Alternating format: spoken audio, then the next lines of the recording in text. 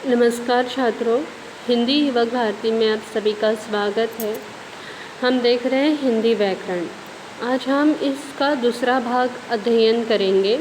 यह 11वीं और 12वीं कक्षा के लिए उपयुक्त है।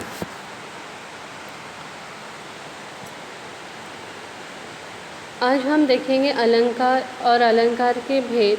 इसका पहले की वीडियो में हमने शब्दालंकार जो है उसके 4 प्रकार हमने देखे हैं। अनुप्रास अलंकार, यमक अलंकार, श्लेष अलंकार, वक्रोक्ति अलंकार।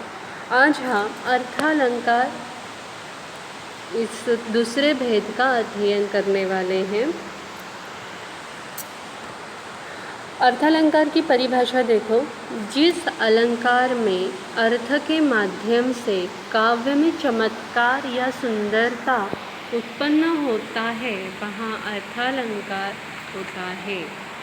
क्या कहा गया है कि जिस अलंकार में अर्थ के माध्यम से काव्य में चमत्कार या सुंदरता उत्पन्न होता है। किसके माध्यम से? तो अर्थ के माध्यम से काव्य में चमत्कार या सुंदरता उत्पन्न होता है, वहाँ अर्थालंकार होता है।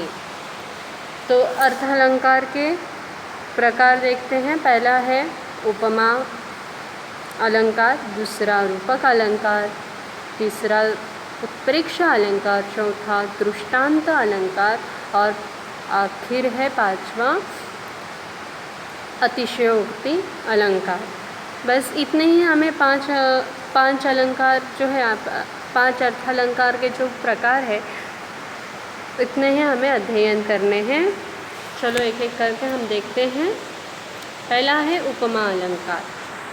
उपमा अलंकार की परिभाषा देखें। जहाँ रूप, रंग, गुण, धर्म, क्रिया या आकार के माध्यम पर किसी वस्तु की तुलना दूसरी लोक प्रसिद्ध वस्तु से की जाती है, वहाँ उपमा अलंकार होता है।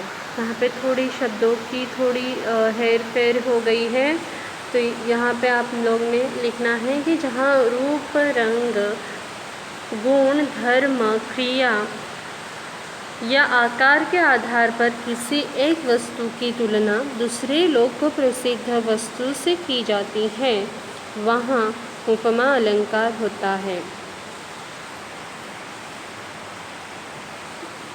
कोई भी एक चीज़ है, कोई भी एक वस्तु है। देखो अर्थ क्या होता है कि कोई भी एक चीज़ होती है या कोई भी एक वस्तु है, उसी की तुलना कोई फेमस वस्तु है या लोक प्रसिद्ध है उसके साथ किया जाता है, तो वहाँ उपमा अलंकार हो जाता है। अर्थात जहाँ उपमेय की तुलना उपमान से की जाती है, वहाँ उपमा अलंकार होता है। इसका अब उदाहरण देखते हैं। चरण कमल सम कोमल, हरिपद कोमल कमल से। अब यहाँ पे क्या कहा है कि चरण का अर्थ क्या होता है? पैर, पाँव।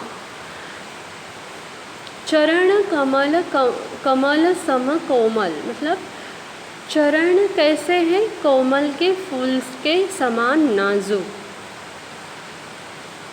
हरि पद कोमल कमल से, जो हरि के पद है, ईश्वर के जो पैर है, वह भी कमल के समान कोमल है।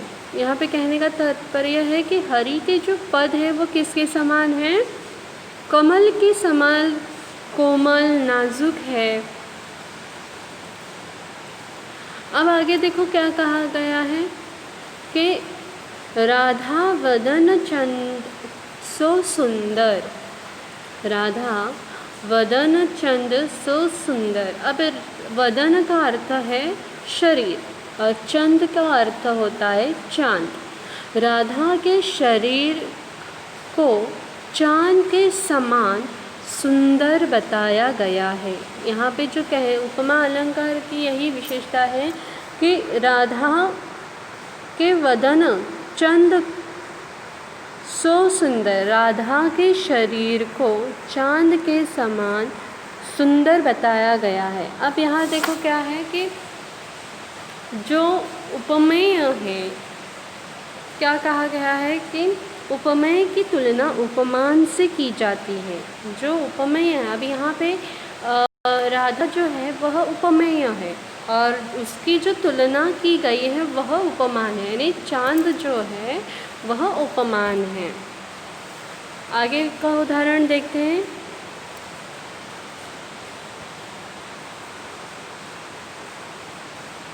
जी आ बीनो देखो नदी बीनो द्वारी, तैसे ही अनाथ पुरुष नारी। क्या कहा गया है कि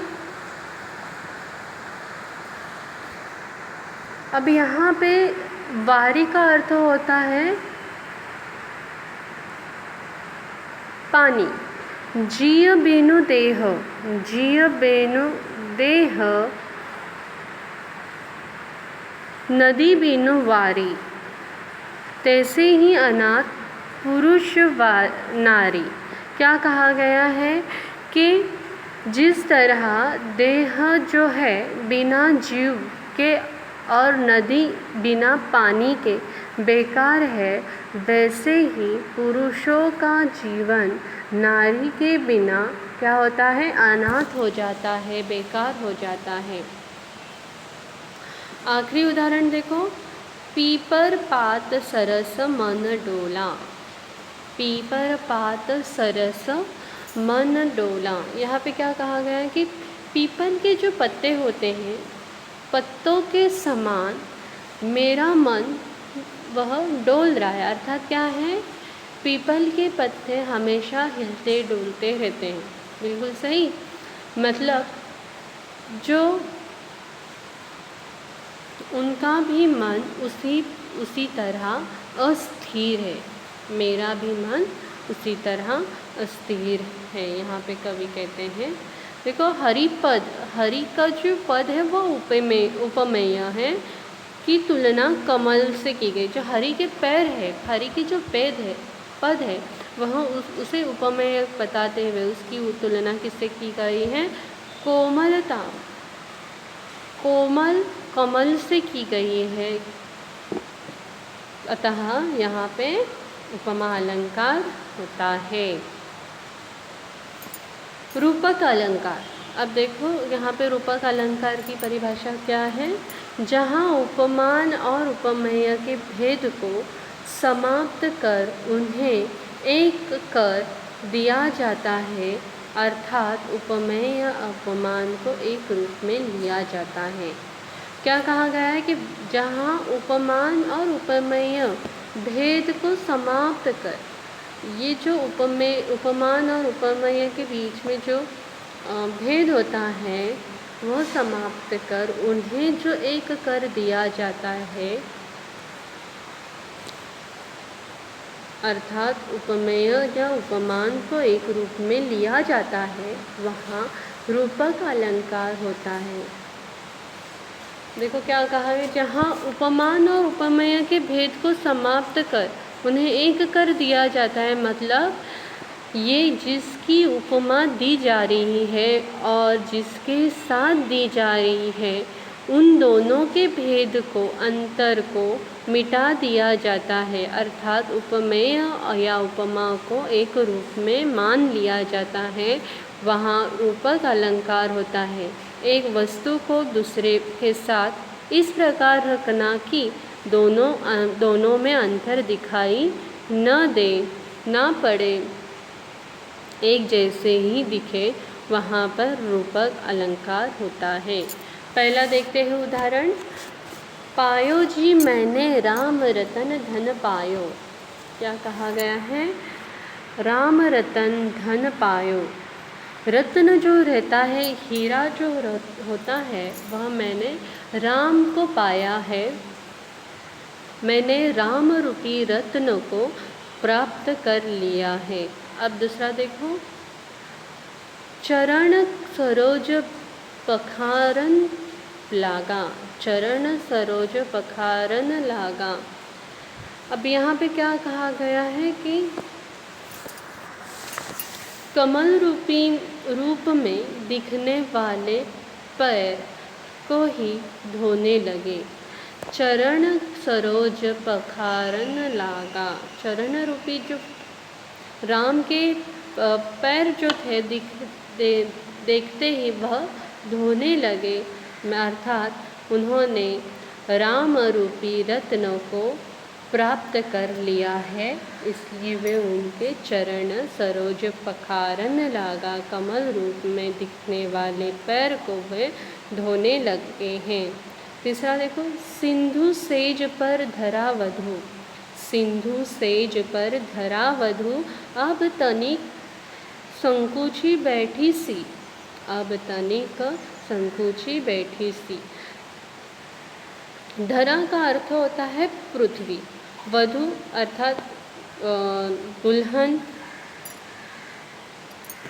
देखो, समुद्र रूपी बिस्तर पर, सिंधु सेज पर, समुद्र रूपी बिस्तर पर पृथ्वी वधु के समान बैठी है। सिंधु सेज पर धरा वधु यानी समुद्र रूपी बिस्तर पर पृथ्वी जो है वधु के समान बैठी है, अब तनिक संकुचित बैठी सी।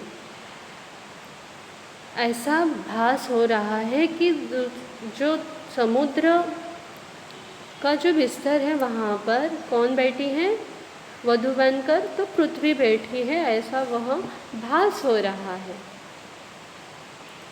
आगे देखो, उधो मेरा हृदय तल था एक उद्यान न्यारा, शोभा देती अमित उसमें कल्पना कैरियाँ भी। अब यहाँ पर कहा गया है, उधो मेरा हृदय तल था एक उद्यान न्यारा, शोभा देती अमित उसमें कल्पना क्यारियाँ। अभी देखो, यहाँ पर इसी तरह से इन उदाहरणों में उपमान और उपमेयों को समाप्त किया गया है। उनके स्वरूप को एक ही मान लिया गया है, इसलिए वहाँ पर क्या हुआ है, रूपक अलंकार हुआ है। अब आगे देखते हैं उत्प्रेक्षा अलंकार। उत्प्रेक्षा अलंकार की परिभाषा देखते हैं, जहाँ पर उपमेय में उपमान की कल्पना या संभावना प्रकट की जाए या उपमेय को ही उपमान मान लिया जाए तो वहाँ उत्प्रेक्षा अलंकार होता है। अब देखो क्या कहा गया है कि जहाँ पर उपमेय में उपमान की कल्पना या संभावना प्रकट की जाए या उपमेय को ही उपमान मान लिया जाए तो वहाँ उत्प्रेक्षा अलंकार होता है। अब यहाँ पे हम देखते हैं उदाहरण से और अच्छे से समझ जाएंगे। सोहत ओढ़े पीत पट श्याम सलोने गात। सोहत ओढ़े पीत पट श्याम सलोने गात, मनो नीलम मणि शैल पर अतपत पर्यो प्रभात। क्या कहा गया है कि देखो, मनहो नील मणि शैल पर अतपत पर्यो प्रभात। अर्थ क्या है यहाँ पे, कहने का तात्पर्य यह है कि सोहत ओढ़े पीत पट पिलाल सोहत ओढ़े पीत पट अर्थ क्या है, देखो, पीला कपड़ा जो ओढ़े हुए हैं, जो कि शोभा देती है, सुशोभित हो रहा है, उनकी सुंदरता को और बढ़ा रहा है। जो पीला कपड़ा ओढ़ा हुआ है पीले रंग से, उनका जो सुशोभित जो सुंदरता जो है, उनकी सुंदरता को, उनकी सुशोभिता को वो बढ़ा रहा है। श्याम सलोने गात, सांवले शरीर पर पीले रंग के कपड़े को ओढ़ रखा है। श्याम सलोने गात अर्थ क्या है कि जो उनका जो सांवला सा जो रंग है, उस रंग पर जो पीला कपड़ा है वो ओढ़ा रखा है, जो कि उनकी खूबसूरती को बढ़ा रहा है। बहुत ही सुंदर वह जो वर्णन है वह लग रहा है। मनहु, क्या कहा गया? मनहु नील, मनहु नील मनीशैल पर अद्भुत पर्यो प्रभात। अब यहाँ पे देखो क्या कहा गया है कि अर्थात क्या है कि नीले वाले रंग के शैल पहाड़ पर सूर्य की रोशनी पड़ रही है। देखिए यहाँ पर तुलना कैसी की गई है। सांवले शरीर पर पीला कपड़ा ओढ़ा गया है, उसकी सुंदरता की झलक कैसी दिखाई दे रही है? तो जैसे नीले मणि रूपी पहाड़ और सूर्य की रोशनी पड़ रही हो। नीलमणि शैल क्या है? श्याम सलोनाकार सांवले रंग का जो शरीर और सूर्य की रोशनी यहाँ पर किसको बताया गया है? तो पीले रंग के कपड़े को इस तरह से यहाँ पर उपमेय में उपमा की संभावना प्रकट की गई है। आगे देखो, उस क्रोध के मारे तनु उसका कांपने लगा, मानो हवा के जोर से सोता हुआ सागर जगा। अब देखो, उस क्रोध के मारे तनु उसका कांपने लगा, मतलब गुस्से के कारण उसका जो शरीर था वो पूरा कांपने लगता है, मानो हवा के जोर से सोता हुआ सागर जगा। हवा के झोंके से जो समुद्र है वो सो रहा हो, मानो जा गया हो, उसमें लहर सी उठने लगी हो। तीसरा उदाहरण क्या कहा गया है कि लता भवन ते प्रगट भये ते ही अवसर दोऊ भाई, निकसे जनु जुग विमल बंधु जलद पटल बिलगाई। जान पड़ता है ने। अब यहाँ पे जो है लता भवन ते प्रगट भय ते ही अवसर दो भाई, इस तरह देखा जाए तो यहाँ पर हर जगह पर उपमान की जो है संभावनाएं दिखाई दे रही है। उपमान की कल्पना या संभावना यहाँ पे प्रकट की गई है। किसी में उपमेय में इसलिए यहाँ पर उत्प्रेक्षा अलंकार कहा गया है, निर्माण होता है। जान पड़ता है नेत्र देख बड़े बड़े, हरि को मैं गोल नीलम है जड़े। अब यहाँ पर हर इस तरह से जो उदाहरण है यहाँ पे उसमें उत्प्रेक्षा अलंकार का निर्माण हुआ है। आगे देखते हैं दृष्टांत अलंकार। दृष्टांत का अर्थ ही होता है उदाहरण। दृष्टांत का अर्थ है उदाहरण। किसी बात की सत्यता प्रमाणित करने के लिए उसी ढंग की कोई दूसरी बात कही जाती है जिससे पूर्व कथन की प्रामाणिकता सिद्ध हो जाए, वहाँ दृष्टांत अलंकार होता है। मतलब ये अपनी बात को अगर साबित करने के लिए, तर्क देने के लिए उदाहरण दिए जाते हैं तो वहाँ पर दृष्टांत अलंकार होता है, जिससे पूर्ण कथन की प्रामाणिकता सिद्ध हो जाए। तो वहाँ मतलब जो पहले कही गई जो बात है उसे सिद्ध करने के लिए तर्क जो देते हैं, विचार प्रस्तुत करते हैं, वो पहली कही गई बात को सिद्ध करता है। तो वहाँ पे क्या होता है? दृष्टांत अलंकार होता है। अब हम इसका उदाहरण देखते हैं। देखो, ये जो अलंकार है इसे समझना बहुत ही आसान है। थोड़ी शुरुआत में थोड़ी कठिनाइयाँ आएगी, लेकिन आप ध्यानपूर्वक इसका अध्ययन करोगे तो आपको आसान हो जाएगा। देखो उदाहरण क्या है। करत करत अभ्यास के जड़मति होत सुजान। रसरी आवत जात है सील पर पड़त निशान। अब देखो क्या कहा कि जो लगातार अभ्यास करते हैं या जो लगातार अभ्यास करने के कारण जो मूर्ख है वो भी क्या हो जाते हैं, चालाक हो जाते हैं, चतुर हो जाते हैं। ठीक इसी तरह से जैसे रस्सी के बार बार घिसने से कठोर पत्थर पर भी क्या होता है, निशान बन जाता है। दूसरा उदाहरण देखो क्या है, सबय सहायक सबल कै कौनो निबल सहाय,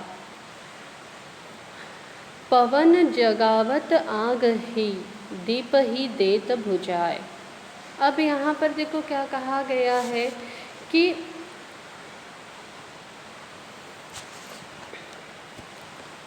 सभी जो है जो शक्तिशाली होते हैं उसी की सहायता करते हैं। ये हमारी समाज की जो प्रवृत्ति होती है यहाँ पे स्पष्ट होती है। देखो कैसे कि जो भी सभी जो होते हैं जो शक्तिशाली बलशाली होते हैं उसकी यहाँ पे क्या होती है, उन लोगों की सहायता की जाती है, उनकी सहायता करते हैं, उसका साथ पकड़ते हैं, उसकी मदद करते हैं। मदद करने के लिए बहुत आतुर होते हैं, लेकिन जो कमज़ोर है उसका साथ कोई नहीं देता। जो लाचार है उसे उसकी लाचारी को कोई नहीं समझता, उसकी मदद करने के लिए कोई भी आगे नहीं आता है। यही हालत हवा की भी है। देखो कैसा कहा गया, पवन जगावत आग ही दीप ही देत बुझाए। क्या कहा गया है, पवन का अर्थ होता है हवा। पवन आग को और फैलाने में मदद करता है, क्योंकि आग क्या होता है, ताकतवर होता है और विकराल रूप धारण कर लेता है। थोड़ा सा भी उसे हवा का झोंका लग जाता है तो वो आग और भड़कने लगती है और विकराल रूप ले लेती है। लेकिन छोटा सा जो दिया होता है जो हम मंदिर में देखते हैं, जहाँ पे देव पूजा की जाती है वहाँ पे देखते हैं, या फिर हम जो दिवाली में जो छोटे छोटे दिए लगाते हैं, वो जो दिए होते हैं उसे अगर थोड़ा सा भी हवा का झोंका आ जाता है तो वो झट से क्या हो जाता है, बुझ जाता है। लेकिन छोटा सा जो दिया होता है, दीपक होता है, उसे वह जो हवा होती है उसे क्या कर देती है, बुझा देती है। एक तरह से देखा जाए तो यहाँ उदाहरण दिया गया है, दृष्टांत दिया गया है, वो प्रामाणिक करता है। आगे देखो, आगे एक म्यान में दो तलवारें कभी नहीं रह सकती। एक म्यान में दो तलवारें, म्यान का अर्थ होता है तलवारी। एक म्यान में दो तलवारें कभी नहीं रह सकती, किसी और पर प्रेम पति का नारियां नहीं सह सकती। ये तो आप अच्छी तरह से समझोगे ही। तो इस तरह से यहाँ पे दृष्टांत अलंकार जो होता है वो यहाँ पे समाप्त होता है। आगे देखते हैं अतिशय उक्ति अलंकार।